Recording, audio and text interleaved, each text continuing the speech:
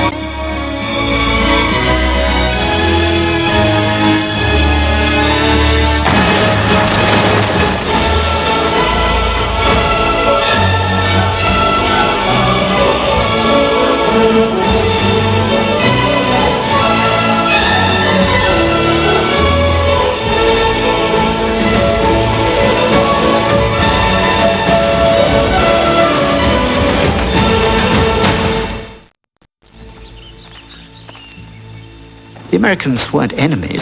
They were our kinsmen. They were the king's deluded subjects. Foolish, no doubt. Wicked, possibly, but not foreigners, not enemies. They were really Englishmen. The American situation was not a war. But the worse the situation got in America, the greater was the risk that Britain's real hereditary enemies, France above all, but also Spain, would exploit the trouble, the difficulties that Britain had got into, in the hope of getting revenge for their defeats in the previous war, the 7 Years' War, when they had been so disastrously defeated.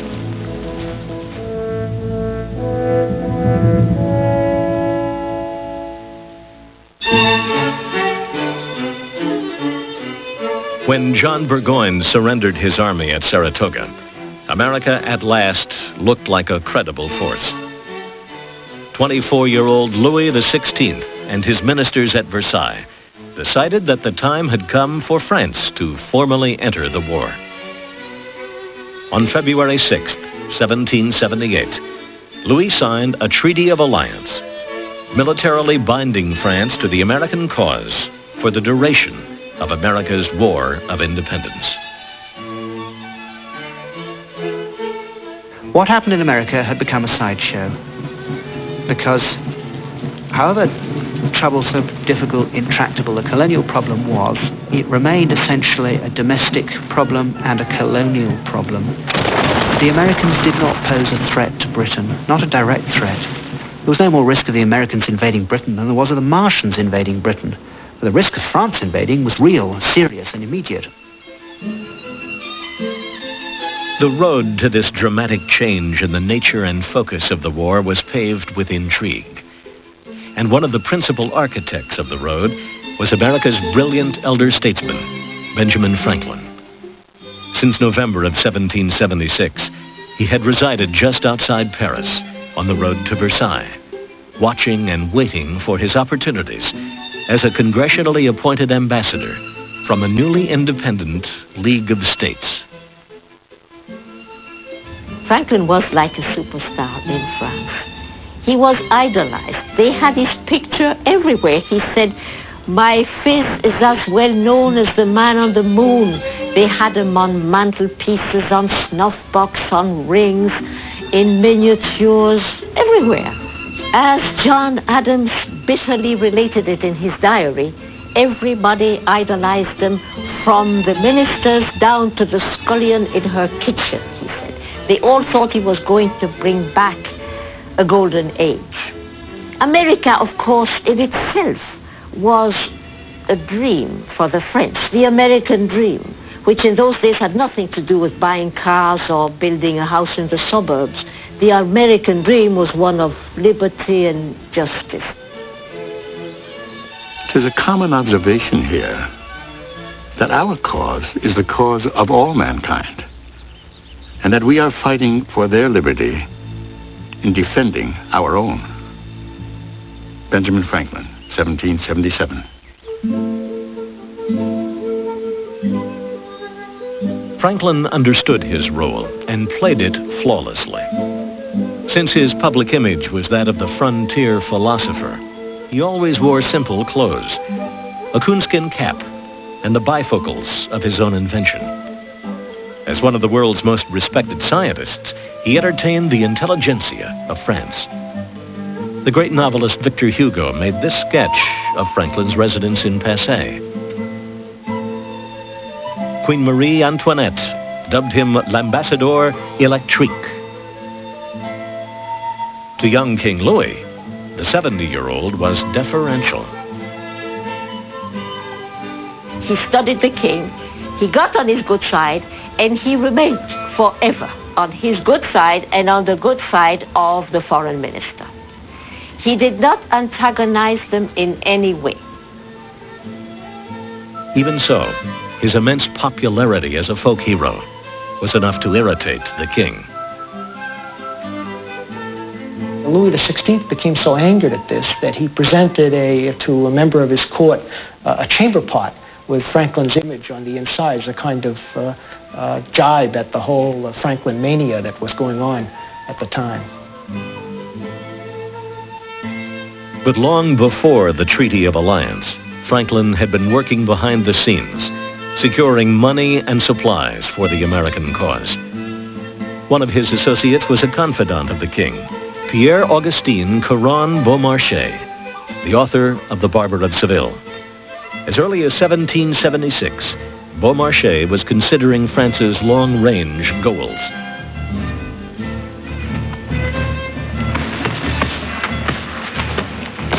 The famous quarrel between America and England, which will soon divide the world, imposes on each power the necessity of examining closely to see how the coming of this separation will influence it for good or ill. Beaumarchais to Louis XVI, 1776. Early in the war, with the secret blessings of the French government, Beaumarchais set up a shadowy trading firm known as Rodriguez, Hortelet and Company to ship arms and supplies to the Americans. During the years 1776 and 1777, Roderick Hortelet and Company provided about a dozen large shiploads of uniforms, rifles, gunpowder, and other military supplies, which were extremely valuable to the Continental Army. The gunpowder, always in short supply and so crucial to the Americans, was the product of the greatest chemist in the world, Antoine Lavoisier. Benjamin Franklin, l'ambassadeur électrique, had helped his scientist friend fit the French government's explosives arsenal with his invention, lightning rods, to prevent catastrophic detonations. Through Rodriguez, Hortelet and Company, Lavoisier could return the favor.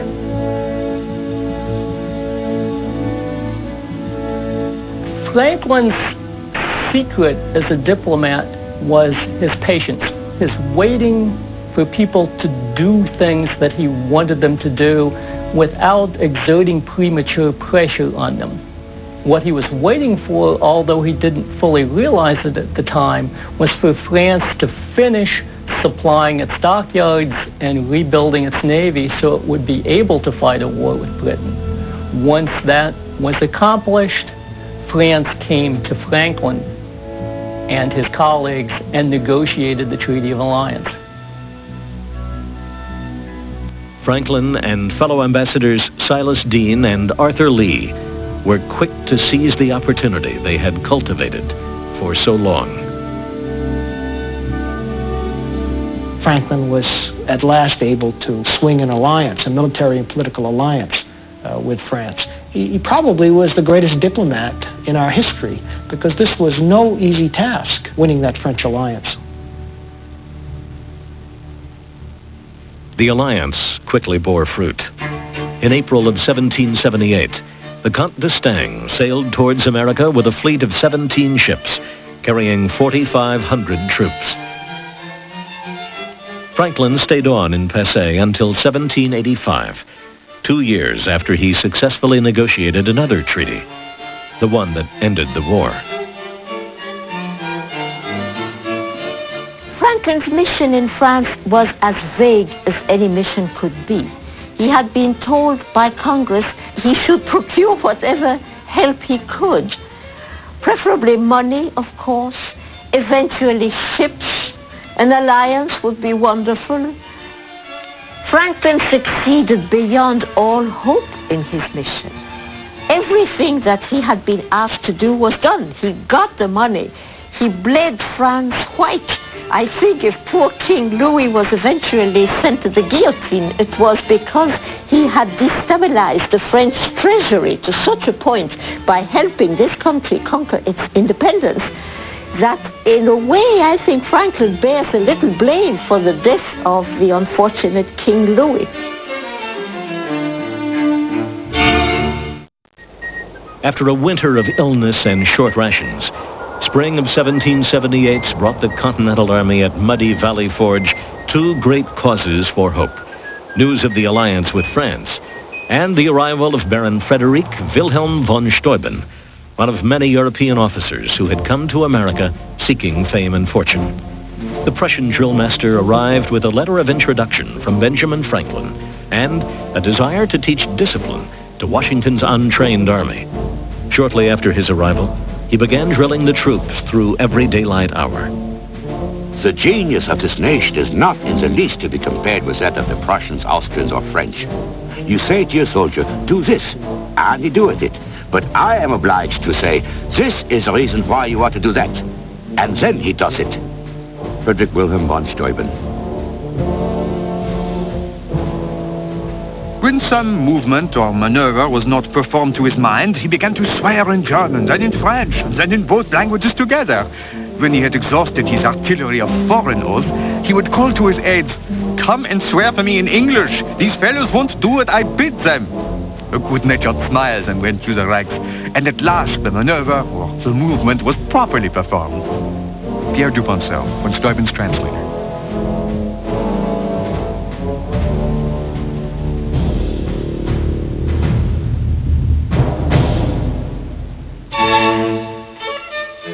The entry of France into the war caused the British to completely rethink their strategy.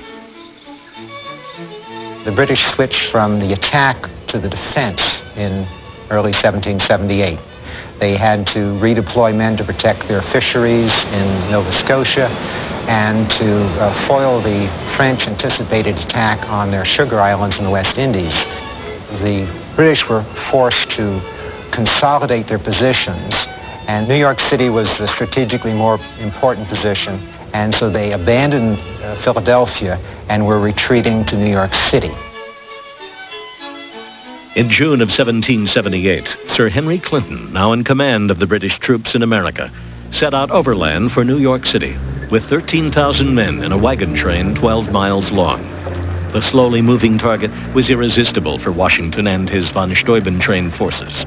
On the 28th of June, he attacked Clinton's rear guard near Monmouth, New Jersey, with part of his own army of 13,000.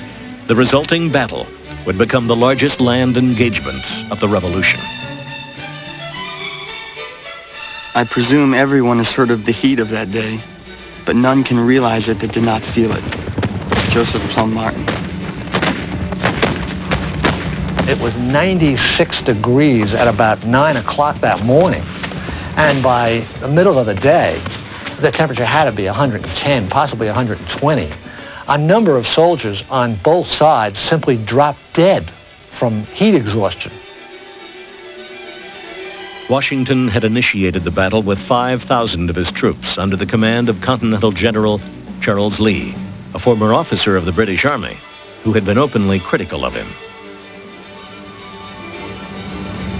Washington is not fit to command a sergeant's guard. Charles Lee.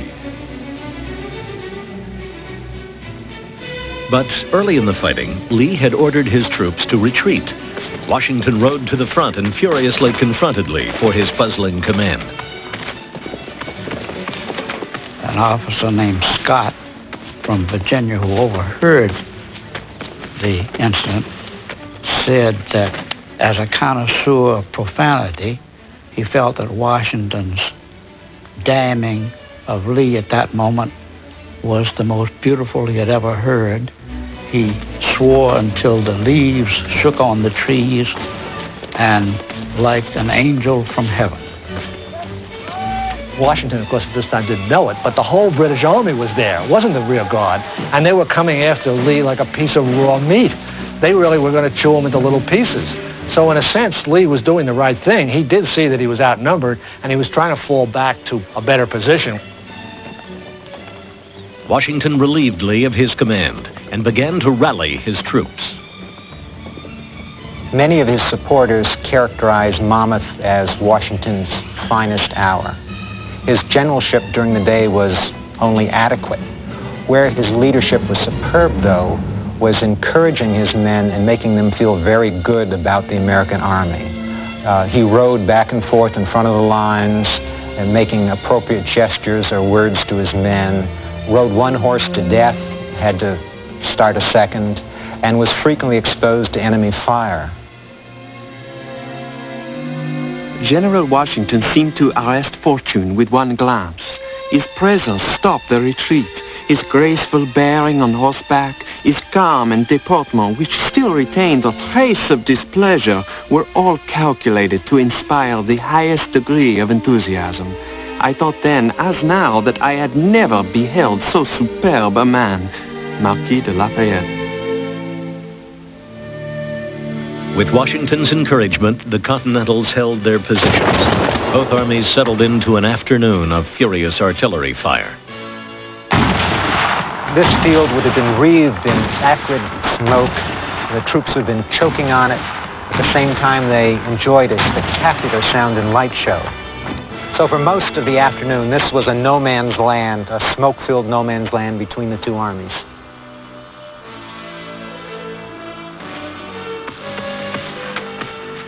We have been surprised to find out how many persons of color were in the Revolutionary Army, and there were many at the Battle of Monmouth, hundreds. In fact, as many as 7 or 8% of the Continental Army may have been composed of persons of color. Mostly African Americans, some free blacks, some slaves who had taken their masters' places. African Americans were active participants on both sides in the Revolution. Their motivation was general patriotism, but also a personal belief that the war and its successful completion would bring them personal freedom, freedom for their people, and personal advancement. During that sweltering afternoon, Mary, or Molly Ludwig Hayes, joined her husband in battle, helping to man one of the big guns. Because she spent most of the morning carrying pitchers of water to dehydrated soldiers, popular history knows her as Molly Pitcher. It's quite clear that, like many other soldiers during that battle, Molly Pitcher was enjoying herself. When enough of the men collapsed around that gun, she was tough enough to step forward and play with the boys. While in the act of reaching a cartridge and having one of her feet as far before the other as she could step, a cannon shot from the enemy passed directly between her legs, without doing any other damage than carrying away all the lower part of her petticoat. Looking at it with apparent unconcern, she observed that it was lucky it did not pass a little higher, for in that case, it might have carried away something else, and continued her occupation. Joseph Plum Martin. It was the closest thing to a formal battle that the American Army had fought in quite a while. And they did amazingly well. They slugged it out with the British, and they stood toe-to-toe and showed that they could hold their own in the field. I singled out a man and took my aim directly between his shoulders. He was a good mark, being a broad-shouldered fellow. What became of him I know not. The fire and smoke hid him from my sight. One thing I know, that is, I took as deliberate aim at him as I ever did at any game in my life. But after all, I hope I did not kill him, although I intended to at that time. Joseph Plum Martin. The exhausted armies quit the Battle of Monmouth at nightfall. The next morning, Clinton's army was gone. They were pushing hard for New York City. Tell the Philadelphia ladies that the heavenly, sweet, pretty redcoats, the accomplished gentlemen of the Guards and Grenadiers, have humbled themselves on the plains of Monmouth. General Anthony Wayne. For General Washington, this was a great public relations coup. He had sent his despised second-in-command forward to attack the British, and Lee had been forced to retreat. He had delivered an exhausted enemy to Washington's footsteps. Washington had then pushed the British back, so Washington gained the glory of the Battle of Monmouth. Lee was in disgrace, was forced out of the army, and it got rid of dissension in the American army and made it a much more cohesive unit. Monmouth, considered a draw by most historians, was the last major engagement of the Revolutionary War to be fought in the North. Now the British would concentrate their efforts on the southern colonies and on fighting a contest for global supremacy with France.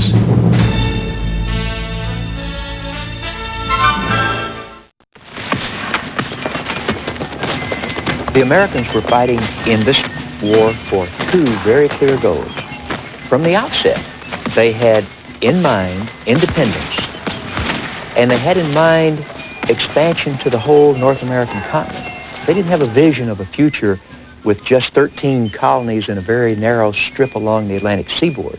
They had in mind Canada, the 13 colonies as we know them, Florida, and all of that part of America reaching out to the Mississippi.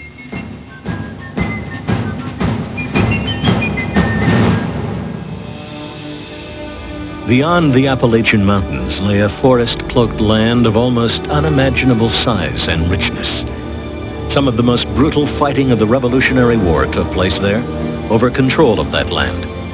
The combatants weren't armies lined up in tight military formations, but guerrilla bands of Indians and settlers who struck with unbridled ferocity and then moved on. I use the term savage not to attribute it to Native Americans, but to talk more about unrestricted warfare, warfare that involved children, it involved women, it involved non-combatants of all sorts. Many times backcountry Americans who we want to hold to some sort of ideal were perpetuating brutal murders and brutal activity against Native people that we've traditionally attributed to Indians. But it was going both ways. This portrait presents George Rogers Clark as a middle-aged and balding man. But in 1777, he was a 24-year-old, red-haired, raw-boned frontier colossus who had a plan that could secure for the newly independent League of States the area north of the Ohio River, including the choice Illinois country. Late in 1777, as Washington engaged Howe near Philadelphia, and Arnold and Gates met Burgoyne near Saratoga, Clark ventured to civilized Williamsburg, where his plan met with the approval of Virginia's governor, Patrick Henry.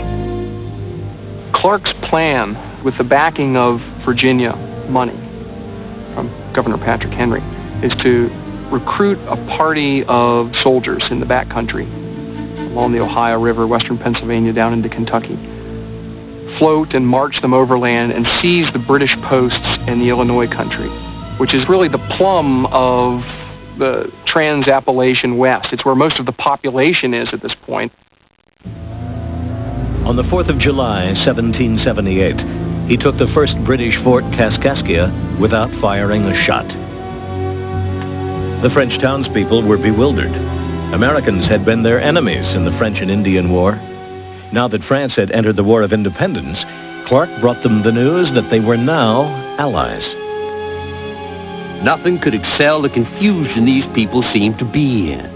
Being taught to expect nothing but savage treatment from the Americans, given all for lost, they were willing to be slaves to save their families. George Rogers Clark. Cahokia fell, followed by the town of Vincennes and its Fort Sackville. Then Clark set to the task of pacifying thousands of Indian chiefs and warriors. Clark is a consummate Indian hater, but at the same time is very effective at negotiating with the native people that he comes in contact with in the Ohio country. He sort of adopts the role of the warrior rather than the diplomat, and he kind of blusters about how strong he is and about how his men are warriors, and talks to them as a fellow warrior as opposed to a peacemaker. But while Clark negotiated with the Indians, Lieutenant Colonel Henry Hamilton swept down from his fort in Detroit with 500 Indians, British troops, and loyalists. Hamilton was known as the hair buyer because of the hundreds of scalps he had purchased from Indian war parties. Without firing a shot, he recaptured Vincennes and its Fort Sackville. His actions prompted Clark to undertake a legendary winter journey. He and his men would cross flooded prairies and lowlands to surprise Hamilton at Vincennes. They could not suppose we should be so mad as to attempt to march 80 leagues through a drowned country in the depth of winter. They would be off their guard and probably would not think it worthwhile to keep out spies. George Rogers Clark. When Clark is marching his men to Vincennes, he conducts these men, in a sense, like a war party. He gives war feasts so that different companies will go out and hunt deer and give feasts for one another. They have war dances. And when their spirits seem to be flagging, paints his face black and leaps into the river with a war whoop to try and motivate his men.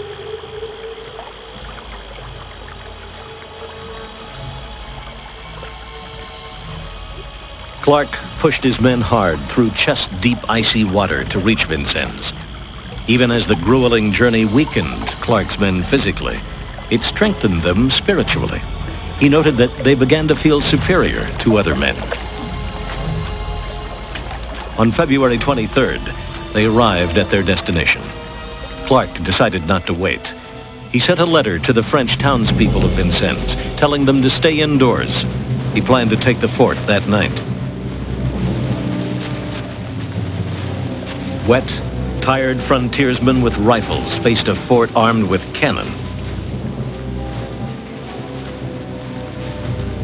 One of the ways they're able to keep the garrison down and from really making a very effective defense is by firing through the loopholes and cannon ports of the fort, which keeps the British soldiers from manning the cannons and firing against them.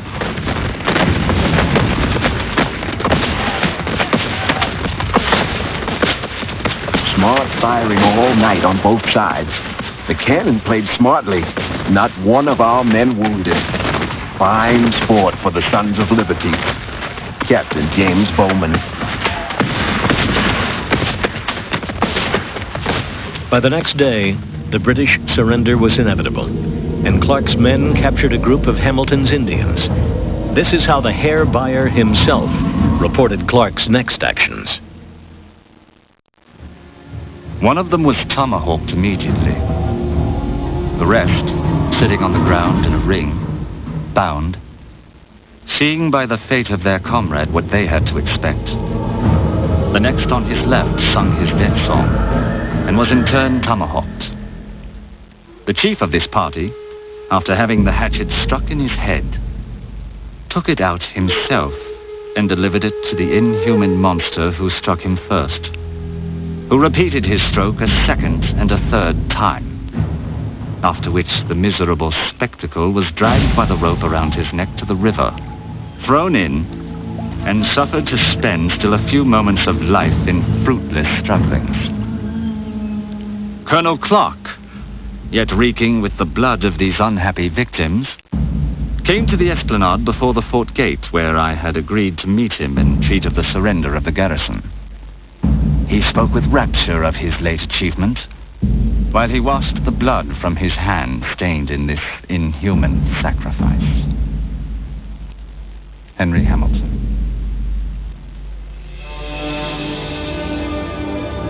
With Hamilton's surrender, Clark ensured complete control of the Illinois country by the newly United States for the rest of the war.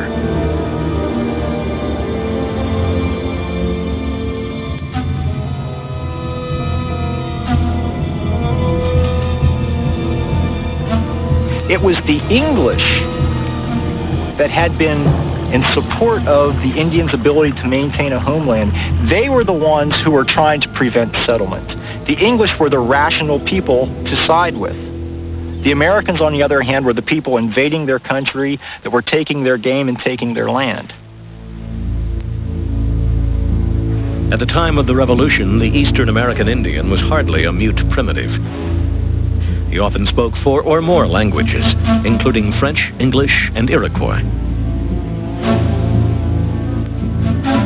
Joseph Brant epitomizes the cross-cultural mixing that's going on in the American frontier at that time. While he is an Iroquois Indian, he is also a Freemason. While he is one of the principal leaders of the Iroquois League, he also has been to London and visited the king. Joseph Brant and his loyalist colleague, Colonel Guy Johnson, together would launch some of the most vicious raids of the war, and likewise their allies would receive some of the most violent retribution. While Brant and Johnson raided in New York's beautiful Mohawk Valley, John Butler's loyalists and Indians raided valleys in western Pennsylvania. After the so-called Wyoming Valley Massacre, Butler claimed 227 scalps, while losing only 3 men of his own. In 1779 in New Jersey, General Washington learned of these raids and ordered the country of the Iroquois Confederacy to be invaded with total destruction of their settlements. It became pretty obvious pretty quickly that the most efficient way of dealing with frontier situations was to have an overwhelming body of men march into the region and physically destroy the communities, the crops, and literally kill as many of the Indians they could get their hands on. He embarked on a policy that would continue for years. Soon, the Mohawk word for President of the United States would translate as burner of villages. Probably one of the most famous of these sort of anti-Indian campaigns was conducted by General Sullivan. He marched north along the Susquehanna River Valley in Pennsylvania into what is now New York, and systematically destroyed all the Iroquois habitations in that part of the country. Early in Sullivan's campaign, the American forces met the combined Indian and Loyalist forces of Joseph Brant, Guy Johnson, and Walter Butler. Nathan Davis remembered the encounter. They commenced a fire behind every tree, and at the same time gave the war whoop. Not all the infernals of the Prince of Darkness, could they have been let loose from the bottomless pit, would have borne any comparison to these demons of the forest. Nathan Davis. Sullivan's superior numbers and artillery soon routed the Indian and Loyalist fighters. Later in the day, one of Sullivan's riflemen found some of the Indians they had killed. He skinned 2 of them from their hips down for bootleg. 1 pair for the major, the other for myself. Lieutenant William Barton. The Indians were certainly capable of similar atrocities, although Sullivan's main force received little more opposition for the rest of the campaign. 2 of his riflemen that Indians managed to capture were brutally tortured. We found they was both stripped naked and their heads cut off. And the flesh of Lieutenant Boyd's head was entirely taken off and his eyes punched out. They're Carice Beatty. With drums and fifes announcing Sullivan's approach, Indians would abandon their villages before his army arrived. They had this very distorted view that Indians were savages, they were dirty, they were lazy.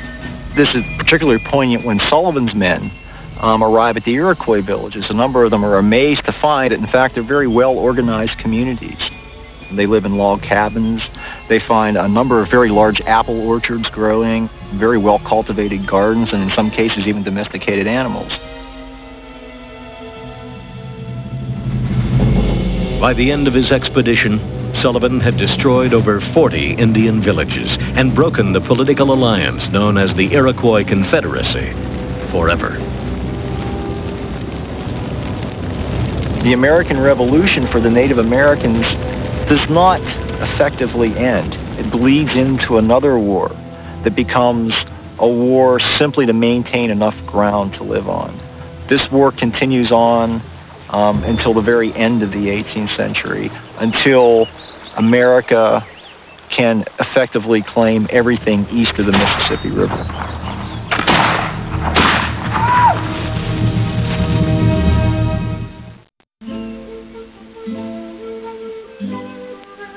Benjamin Franklin's loyalist son, New Jersey Governor William Franklin, was imprisoned in Connecticut on the 4th of July, 1776, the day the Declaration of Independence was signed.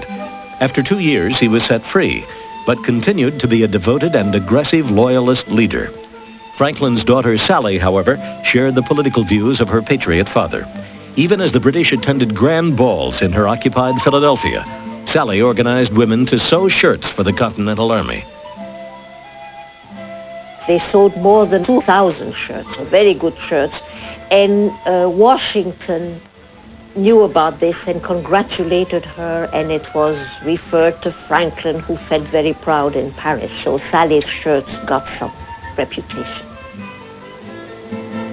Washington accepted the shirts for his army in January of 1780, the middle of the most punishing winter his army would ever have to endure.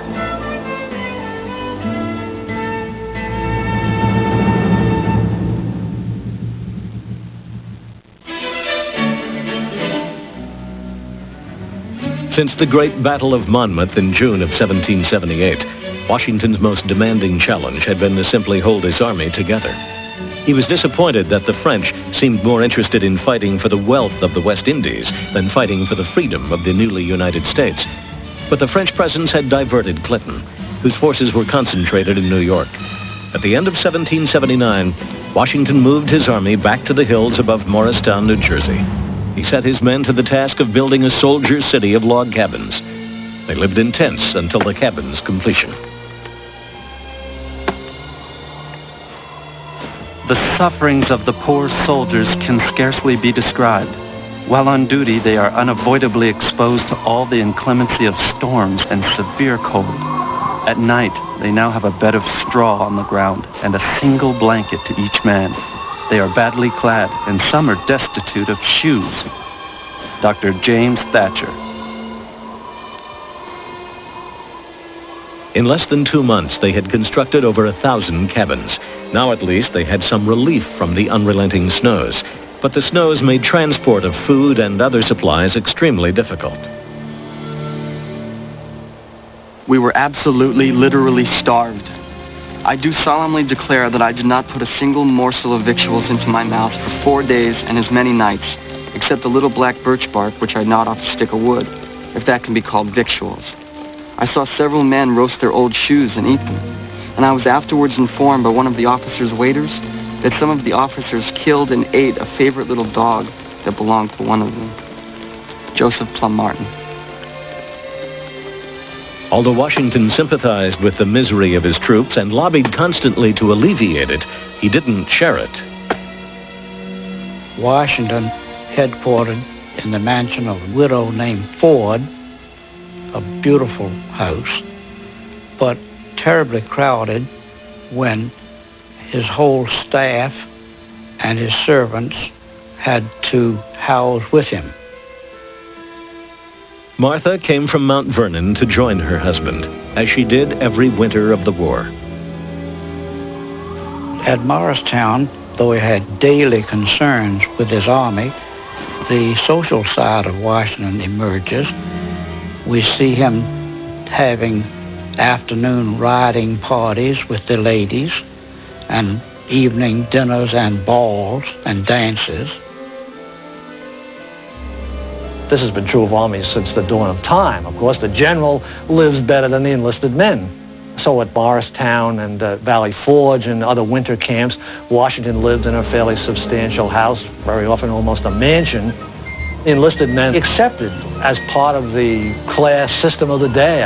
as long as he made sure that their food was decent, they had enough firewood, and he did work day and night at that. He was always struggling with the commissary to get better food for these men and writing to the Continental Congress to try to do something about the abominable system of feeding the army which they had set up. Nevertheless, Washington faced the first Continental Army mutiny at the end of that snowy Morristown winter. On the evening of May 25th, several armed regiments paraded about the camp with their arms, refusing to disperse. They were angry about their lack of food and poor conditions, yet unsure about their methods. The mutiny soon lost its explosive quality, but the frustration of the troops remained. The worm of hunger gnawing so keen kept us from being entirely quiet.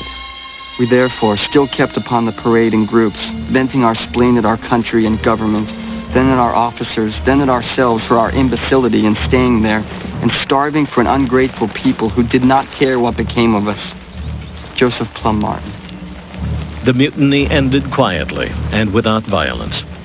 But Washington was deeply affected by the dissatisfaction of his men, and harbored pessimistic thoughts about winning the war without greater support from an indifferent citizenry and an ineffectual Congress. Certain I am that unless Congress speaks in a more decisive tone, unless they are vested with powers by the several states competent to the great purposes of war, or assume them as a matter of right, and they and the states respectively act with more energy than they hitherto have done, that our cause is lost. George Washington after the Morristown Mutiny.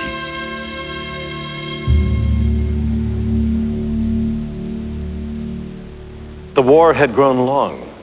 By the end of the Morristown winter, nearly 5,000 Americans had lost their lives in the 5 years of struggle to combat injuries. But several times as many had died of starvation and disease. And still, no end to the fighting was in sight.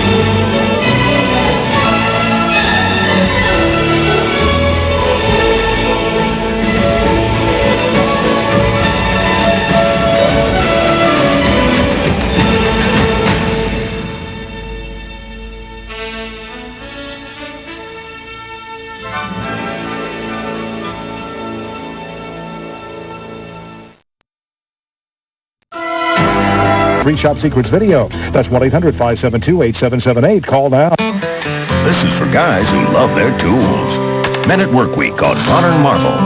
All this week at 10 Eastern.